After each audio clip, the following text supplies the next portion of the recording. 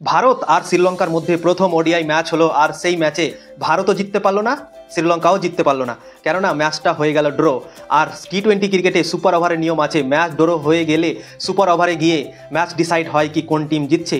কিন্তু ওয়ানডে ম্যাচে সুপার ওভারের কোনো নিয়ম নেই, তাই জন্য আজকের যে ম্যাচটা ড্র হলো এই ম্যাচটা ভাই কোনো দিকে গেল না, কেউ জিততে পারলো না। এখন দুটো ম্যাচ বাকি আছে, আর সেই দুটোর মধ্যে যে দুটো জিতে যাবে সে সিরিজ জিতবে।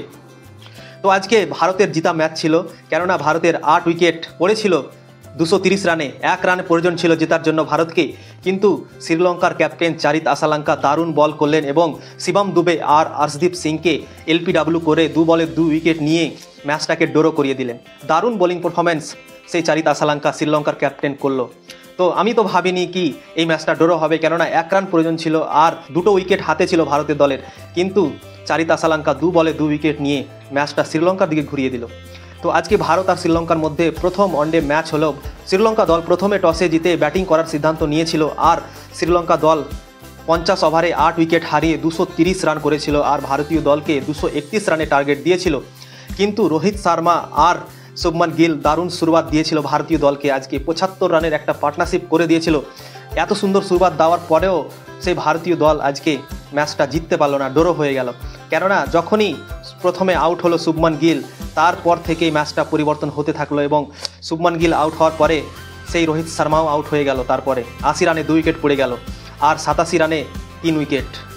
আর বিরাট কোহলি যে খেলছিলেন 130 হতে হতে বিরাট কোহলিও পড়ে গেলেন, আর 132 রানে 5 উইকেট পড়ে গেল ভারতীয় দলের। আর তারপর ভাই একটা পার্টনারশিপ হলো, কেএল রাহুল 189 গিয়ে আউট হলো, 6টা উইকেট পড়লো ভারতের 189 রানে, আর 197 রানে 7 উইকেট, আর 211 রানে 8 উইকেট। আর শিবম দুবে তারপর দারুণ ক্রিকেট খেললেন এবং ম্যাচটাকে ভারতের কাছে নিয়ে গেলেন। কিন্তু 1 রান প্রয়োজন ছিল, সেখান থেকে শিবম দুবে আর জেতাতে পারলেন না, সেখানে আউট হয়ে গেল শিবম দুবে। আর আর্শদীপ সিং ব্যাটিং করতে এলো, আর সে হিরো হওয়ার জন্য মনে হয় ব্যাটিং করতে এসেছিল, কেননা 1 রান প্রয়োজন ছিল, ছক্কা মারার কী দরকার। কিন্তু আর্শদীপ সিং ভাই মনে হচ্ছে কি হিরো হওয়ার জন্যই মাঠে নেমেছিল, কি 1 রান প্রয়োজন না তো আমি 1 রান করবো না, আমি ছক্কা মেরে ম্যাচ জিতবো। আর ছক্কা মারতে গিয়ে এলপিডব্লিউ আউট হয়ে গেল। পর 2টো উইকেট হারিয়ে ভারতের দল ম্যাচটা জিততে পারলো না। জিতা ম্যাচ আজকে ভারতীয় দল ড্র করে দিল। এক সময় মনে হচ্ছিল কি ভারতের দল ম্যাচটা হেরে যাবে, কেননা 25 রান প্রয়োজন ছিল আর 8টা উইকেট পড়েছিল ভারতের দলের, 2টো উইকেট মাত্র বাকি ছিল, আর শিবম দুবে আর মোহাম্মদ সিরাজ খেলছিলেন। তখন শিবম দুবের হাতে ম্যাচটা ছিল, কিন্তু শিবম দুবে দারুণ খেললো এবং ছক্কা 4 মেরে ম্যাচটাকে নিয়ে গেল ভারতের দিকে। এবং লাস্ট মুহূর্তে গিয়ে 1 রান প্রয়োজন ছিল, 8 উইকেট পড়েছিল, আর সেখান থেকে আমরা ভেবেছিলাম কি আমরা তো জিতে গেলাম ম্যাচ।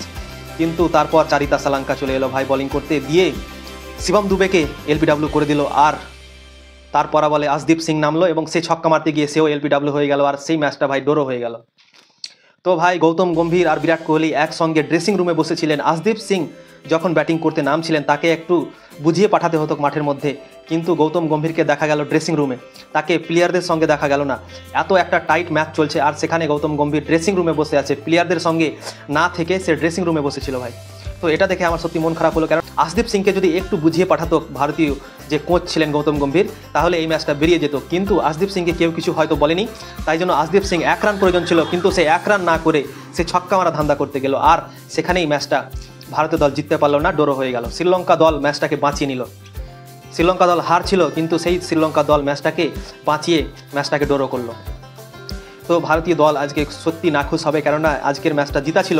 75 রান ওপেনিং পার্টনারশিপ করেও তারা এই ম্যাচটা জিততে পারলো না। 231 রান টার্গেট থেকেও 230 রান টার্গেট ছিল, 75 রান পার্টনারশিপ করে দিয়েছিল রোহিত শর্মা আর শুভমান গিল। সেখান থেকে তারপরে ওরা দুজন বাদে কেউ ভালো খেলতে পারেনি।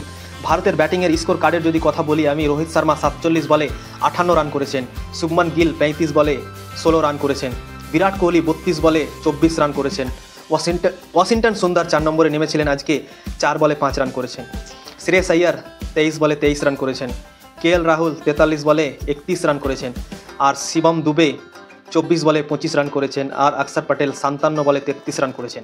তো কেউ বড় পারি খেলতে পারেনি আজকে, 50-র কাছে পৌঁছাতে পারেনি একমাত্র রোহিত শর্মা ছাড়া। তো আজকে তাই জন্যই ভারতীয় দল এই রানটা চেস করতে গিয়ে হিমশিম খেয়ে গেল, কেননা প্রথম ইনিংসে আমরা দেখেছিলাম আজকে স্পিনারের বল দারুণভাবে হেল্প করছিল, ভারতীয় বোলাররা যখন বল করছিল তখন দারুণ বল করছিল। তো যখন শ্রীলঙ্কা 231 রান টার্গেট দিয়েছিল তখনই আমি বলেছিলাম, লাইভে এসেছিলাম, দিয়ে বলেছিলাম কি এই রানটা চেস করা অত সহজ হবে না ভারতের দলের জন্য, কেননা এখানে অনেক বল ঘুরছে এবং শ্রীলঙ্কার কাছেও ভালো ভালো বোলার আছে স্পিন, যেমন হাসারাঙ্গা, আকিলা ধানাঞ্জয়া, তারপর দুনিত ভেল্লালেজ, এরা দারুণ ভাই বল করে। কিন্তু আজকে ক্যাপ্টেন চারিত আসালাঙ্কাও দারুণ বল করলো এই পিচে, আর হারা ম্যাচটাকে আজকে ড্র করে দিল এবং শ্রীলঙ্কা বাঁচিয়ে নিল ম্যাচটাকে। তো ভাই ভারতীয় দল গৌতম গম্ভীরের কোচিংয়ে প্রথমবার ম্যাচ জিততে পারলো না, হারলো নাও কিন্তু জিততেও পারলো না, ড্র হয়ে গেল ম্যাচটা। তো ভাই ভিডিও ভালো লাগলে লাইক করবেন, শেয়ার করবেন এবং ফলো করে দেবেন বন্ধুরা। আর এরকম ভিডিও পেতে আমার চ্যানেলটিকে অবশ্যই সাবস্ক্রাইব করে রাখবেন ইউটিউবে যদি দেখছেন। তো ভালো থাকবেন, সুস্থ থাকবেন।